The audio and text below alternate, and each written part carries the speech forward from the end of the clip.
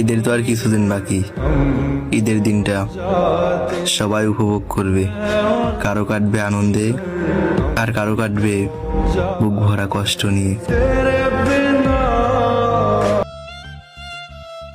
সুখ তোমার কপালে নেই, তাই তো মরিচিকার পিছে দৌড়িয়েছো। আমার নিষ্পাপ ভালোবাসা তুমি স্বার্থের চাদরে জড়িয়েছো। বড় কিছু পাওয়ার আশায় তুমি নিজের অনেক কিছু হারিয়েছো।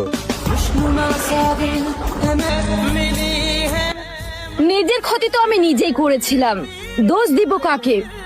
আমি যদি তোমাকে ভালোই না বাসতাম, তুমি আমাকে কষ্ট দিতে কিভাবে? তুমি যদি আমাকে ছাড়া খুশিতে থাকতে পারো, তাহলে আর অভিযোগ কিসের?